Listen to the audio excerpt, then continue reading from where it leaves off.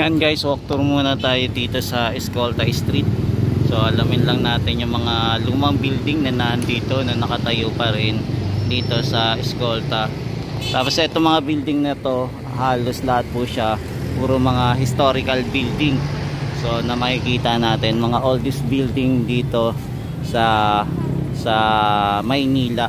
So tara, samahan niyo ulit ako mag-ikot-ikot dito sa area ng Escolta.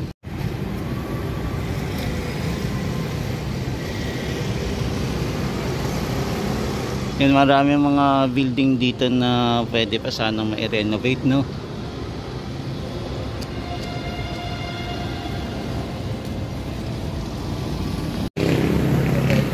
Ito din, maganda tong ding building na to kung ma-renovate, no?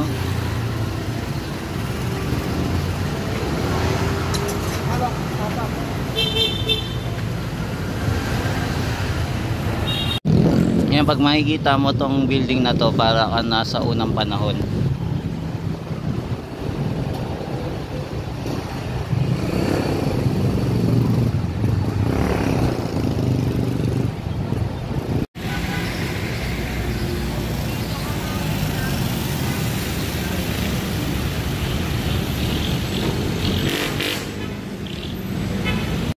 Yan, tara guys, lakad na tayo. Puntahan natin tong Escolta. Ikot na tayo mga tropa kids.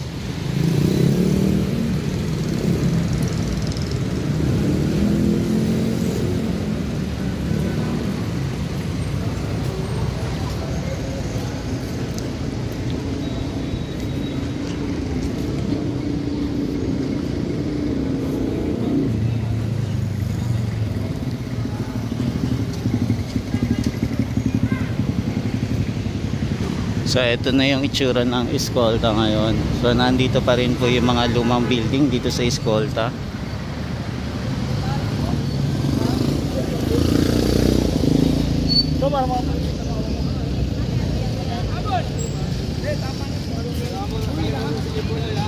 Ito anong building kaya to?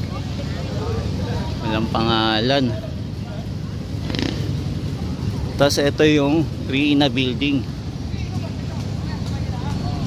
Reina building po to.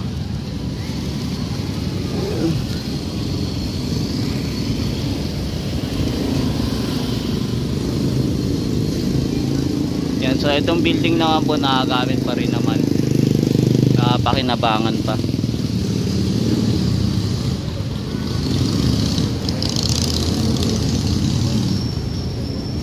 Yan, quick tour muna tayo dito. Ito yung mga establishment dito. Meron pong BPI, meron din pong Union Bank, yan, JRS Express, Land Bank.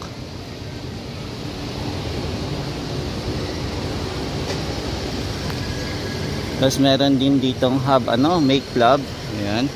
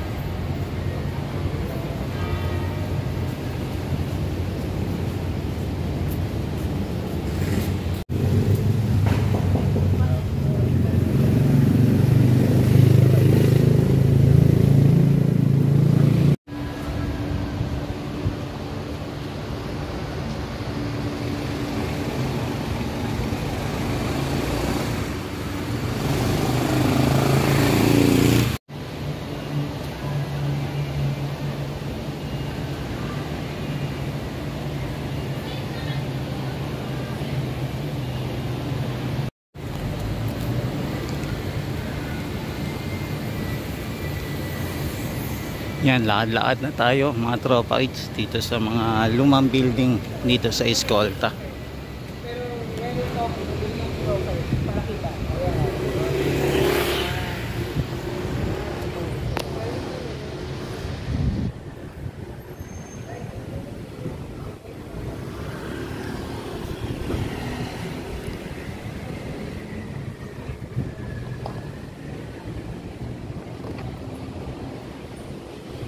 Yan, ito naman yung Burke Building.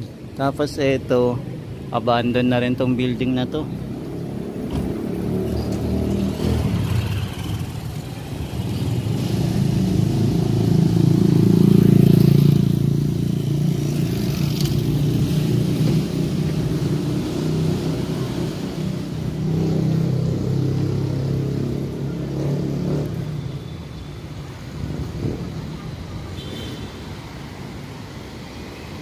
Yan, so ito yung unang pagkakataon ko makapunta dito, makapag-ikot-ikot.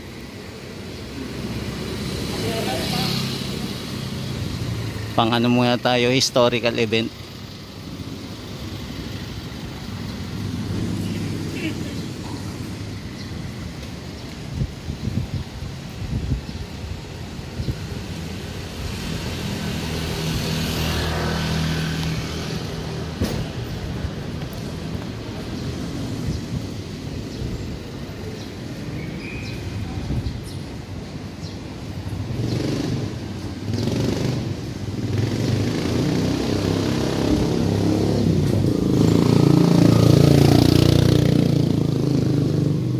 Yan yung ibang building, hindi ko lang alam kung mga bago na yung ibang building dito.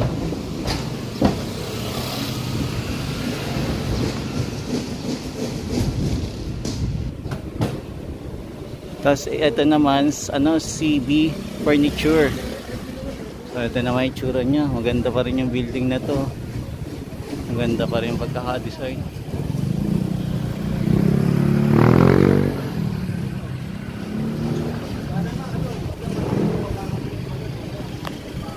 Kasi ito bagong building na.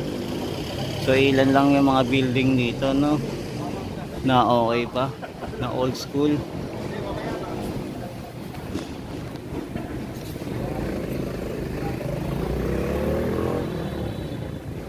So meron pa rin na preserve na building dito sa Escolta.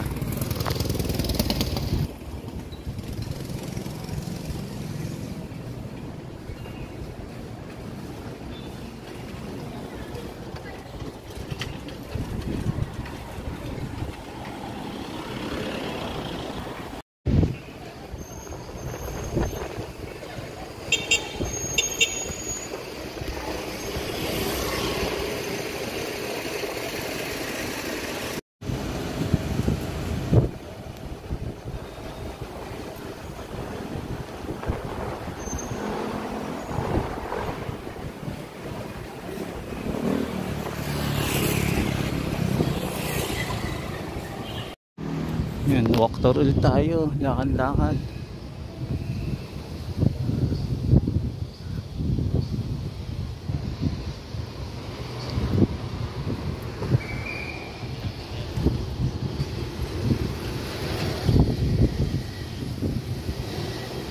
Dito bakante na, wala nang building. Tapos ito Street J Square.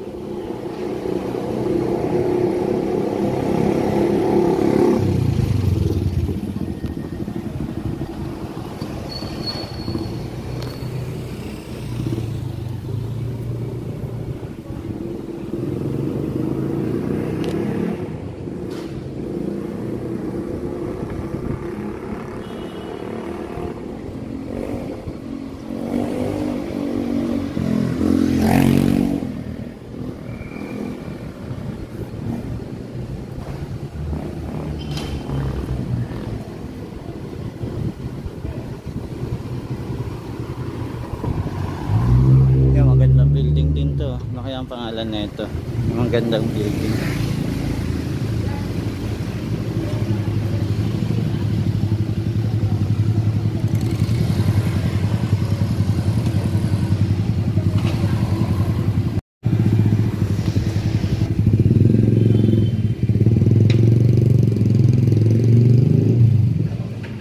Yun, mayroon pa rin palang tropical hut dito.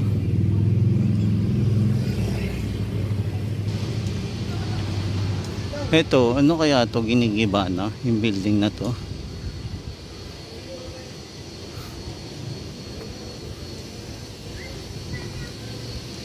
Yan, Pan Pisco. Yan, Pan Pacific Industrial. Dito may bakanteng lote na, no. So wala na mga building dito. Maging dito rin natibag na. Ito, sayang to, building na to.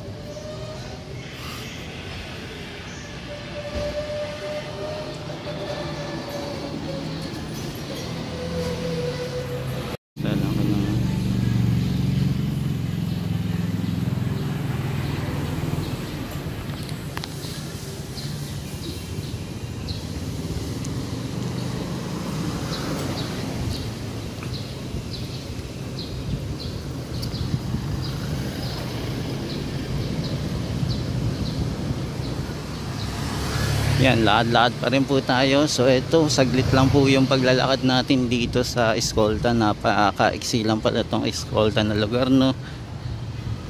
Hindi siya ganong kahaba yung street. So ito na po yung pinakadulo niya. So tatagos na po tayo dito sa Chinatown na po. Dito malapit po sa Jones Bridge.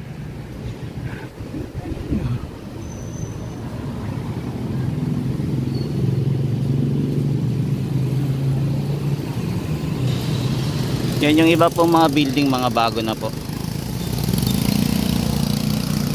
Yan, ito sayang, no, giniba tong building na to.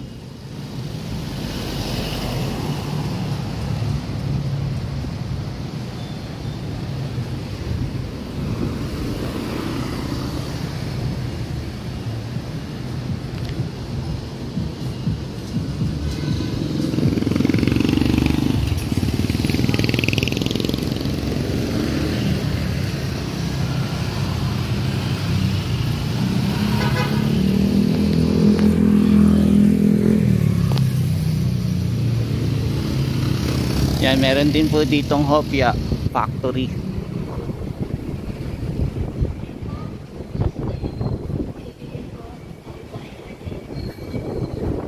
Tapos meron din dito pong Saburi. Ayan, hindi ko lang po alam kung bubuksan pa tong Saburi na to.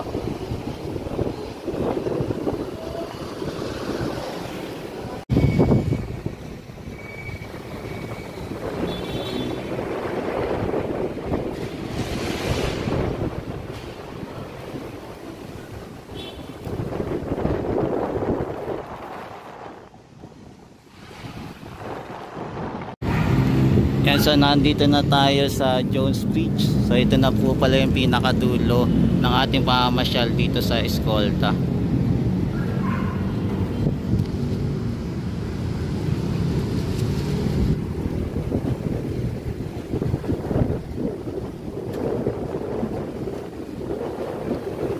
Yan, maraming salamat po guys. Ito po rin si JR Doria TV. Ayan, sana nagustuhan niyo po yung maiksing pag-ikot natin dito sa Escolta Street po.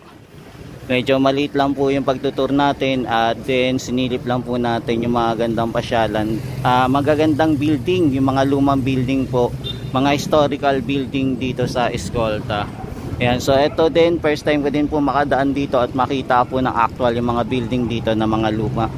Na ito nga po, ito yung ano neto, etong Metro Manila o Binondo, yung isa po sa kumbaga unang business center, kumbaga business central business district bago po ma-open po ang Makati, Taguig at saka iba pa po mga city na nag-i-exist po ngayon.